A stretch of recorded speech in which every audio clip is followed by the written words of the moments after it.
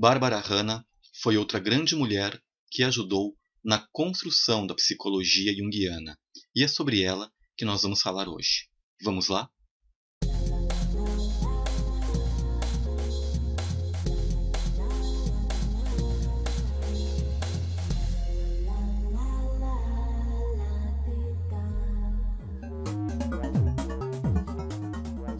Barbara Hanna nasceu em 1891 e faleceu em 1986.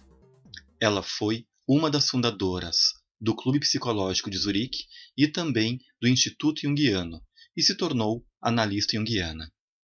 Hanna foi a Zurique em 1928, depois de ter lido um ensaio de Jung chamado As Mulheres na Europa. Barbara Hanna achava que esse ensaio estava falando de sua situação enquanto mulher vivendo em Paris. Ela estava tentando se tornar uma pintora de sucesso e achou que conhecer Jung poderia ajudá-la em sua caminhada pessoal. Barbara Hanna era uma mulher muito espontânea e, diziam, se arrumava de um jeito muito peculiar, muito estranho. As pessoas, de modo geral, não viam a grande mulher que existia debaixo daquela imagem desajeitada, desleixada e falante. Ela falava aquilo que pensava. Ela, de uma hora para outra, resolveu ir para Zurique, então, saindo de Paris, alugou um quarto em Zurique e, no mesmo dia, dizem, foi até a casa de Jung, bateu em sua porta e disse: "Olha, eu quero marcar uma consulta com você."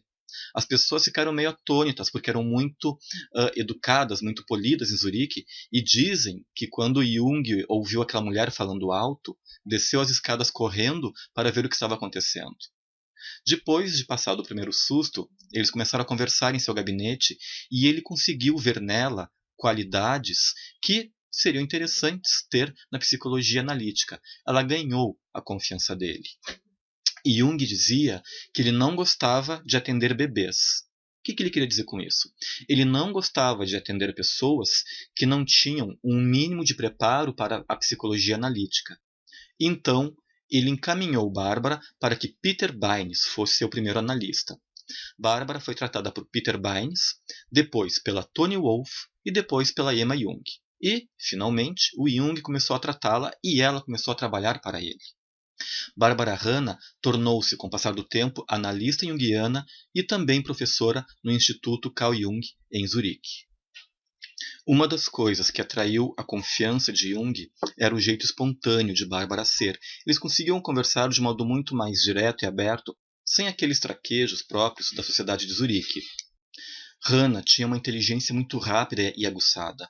Ela conseguia aprender conceitos difíceis e complexos da teoria de Jung com muita rapidez e facilidade.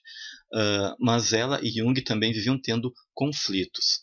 Barbara Hanna, junto com Mary Foote, faziam também o trabalho de estenógrafas, ou seja, elas registravam as palestras de Jung que hoje estão publicadas como seus seminários e alguns outros textos espalhados em suas obras completas. Mas os conflitos de Jung e de Hanna aconteciam muitas vezes porque ela colocava o seu ponto de vista na teoria dele.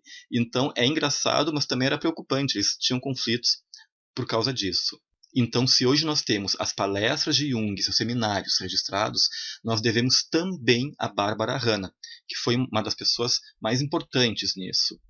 Ela meio que serviu como um alívio intelectual para Jung, pois numa época onde todos tentavam agradar Jung, ela era muito sincera, emitindo opiniões, muitas vezes diretas e contrárias às dele a respeito de sua obra e de seu trabalho. Também existia uma rivalidade intelectual entre a Barbara Hanna e a Marie-Louise von Franz. Tem um vídeo dela aqui no canal, vou deixar para vocês o link aqui em cima. Elas competiam para ver quem seria a melhor na teoria de Jung e quem seria a melhor para ajudá-lo como sua assistente. E Jung pôs um fim nesse conflito, pedindo que as duas fossem morar juntas. A Marie-Louise von Franz ficou chocada, mas como assim? Por que a gente tem que morar juntos? E o Jung dizia, olha, analistas não podem viver sozinhos, tem que morar com alguém. Na verdade, ele sabia do potencial das duas mulheres e sabia que não havia um porquê de elas ficarem com tantos conflitos. Eu consegui para vocês imagens raras da Marie-Louise von Franz e da Barbara Hanna. Vou passar aqui para vocês. É uma entrevista que uma equipe de filmagens fez, uma época que estava tendo entrevistas com a von Franz, Barbara Hanna e outros representantes da psicologia de Jung. Então aqui nós temos a imagem da casa que Marie-Louise von Franz fez nas montanhas de Zurique para poder se refugiar. Aqui ela, von Franz, com a equipe de filmagem. Olha a Barbara Hanna ali, velhinha, gente. Olha que legal, no cantinho. Essas imagens, se eu não me engano, são de 1977, se as referências estão corretas.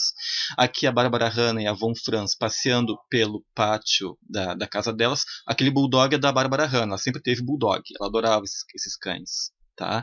E aqui também outra parte da entrevista, ela separando o almoço, né, para a equipe de filmagem na lareira delas, que era meio também um fogão assim. Então muito fofo. Elas viveram juntas o resto da vida, né, moravam juntas, cuidavam uma da outra, se ajudavam, né, e a von Franz cuidou da Barbara Hanna até o fim. Eu acho isso muito simpático, e isso graças ao Jung. Em abril de 1960, o Jung teve um sonho.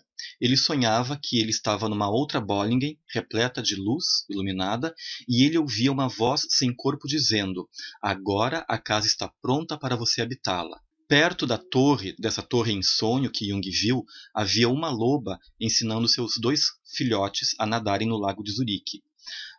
Barbara Hanna e Marie-Louise von Franz interpretaram esse sonho como sendo de morte iminente. O Jung disse: "Mas eu não estou pronto para morrer. Tenho muitas coisas para fazer." Então, em abril de 1960, ele se retirou alguns dias para Bollingen para poder estudar, refletir, escrever algumas coisas. E a Barbara Hanna ficou com ele nesse tempo em Bollingen para poder cuidar dele, ajudá-lo, dando ordens para os empregados, mantendo a casa em funcionamento. Lembrem-se que a Emma Jung, tem um vídeo dela aqui no canal, vou deixar o link para vocês, ela havia falecido em 1955. Então eram os assistentes de Jung e parte dos membros da família que cuidavam dele.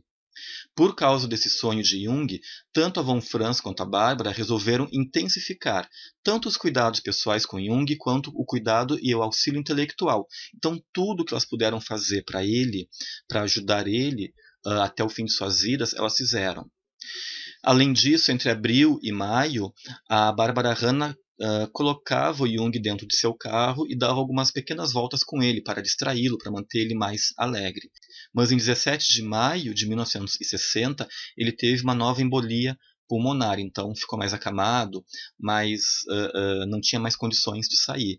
E a Barbara Hanna e a von Franz iam ver ele todos os dias. Nessa época, já estava sendo produzido o livro O Homem e Seus Símbolos, então elas usavam a edição do Homem e Seus Símbolos como pretexto para estar com ele, conversar, fazer questionamentos, falar de novidades, tudo para manter ele um pouco mais ocupado, já que para um homem como ele ficar acamado deveria ser algo muito penoso. A Barbara Hanna e a Marie-Louise von Franz ficaram com ele e viram ele até 2 dias antes de seu falecimento em 61. A Barbara Hanna deixou alguns livros escritos, não sei se são todos, porque é difícil saber tudo que um autor deixa escrito e que a família permite ou não publicar. Lembrem-se, as obras completas de Jung não são obras completas, tá, gente? Tem muita coisa que não existe ainda em língua portuguesa e tem muito material que a família não deixou ainda ser publicado, ok? E pode ser que tenha acontecido o mesmo tanto com a Barbara Hanna quanto com a Marie-Louise von Franz. Em 1971, a Barbara Hanna publicou um livro chamado Em Busca da Totalidade. Ela também publicou um livro chamado Jung, Sua Vida e Obra, uma memória biográfica. É considerado uma das ótimas, uma das melhores biografias escritas a respeito de Jung. Em 1981, ela publica Encontros com a Alma, Imaginação Ativa.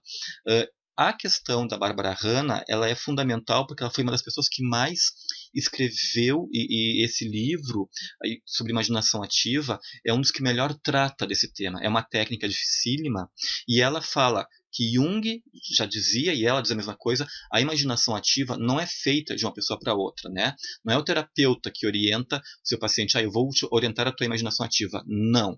Isso é feito de modo sozinho, solitário e autônomo, onde cada um explora as dimensões do seu inconsciente de modo extremamente pessoal. E não se deve conduzir a imaginação ativa de outra pessoa. Se você paga para alguém fazer isso, é uma falácia, é um engodo. Essa pessoa não conhece a obra de Jung e nem de seus discípulos diretos. E na introdução desse livro, ela fala, deixa bem claro, Este não é um livro sobre como fazer imaginação ativa. São vários estudos de caso para você saiba como que ele pode acontecer, como que ele pode se dar, e para você ter uma ideia. Ponto. Mas a imaginação ativa é feita por você mesmo. Então a importância de Barbara Hanna foi ser um auxiliar e um alívio psíquico para Jung, para essa construção, ser uma pessoa que apoiou ele até o fim de sua vida, e a sua importância intelectual, além de ser uma analista junguiana, professora no Instituto de Zurique, é a biografia que ela deixa de Jung, fundamental, leiam, é importante, e também o livro sobre imaginação ativa, que desmistifica muita coisa. Se você se interessa por imaginação ativa e quer fazer a sua, leia este livro da Barbara Hanna, mas não deixe ninguém tentar fazer isto por você ou com você. Isso não existe. Isso é entregar o seu poder pessoal e sua capacidade criativa nas mãos de outra pessoa que não sabe nada a seu respeito. Mesmo um terapeuta junguiano bem treinado não vai conduzir nunca a sua imaginação ativa. Ele vai lhe orientar, olha, tem esses tópicos, faça isso e boa sorte, e vamos discutir a respeito durante as sessões, ok? A Barbara Hanna falece em 4 de setembro de 1986. E em breve eu volto falando de uma outra grande mulher nessa série sobre as mulheres no mês, o mês internacional, do Dia Internacional da Mulher. Sigo tomando meu café e até lá.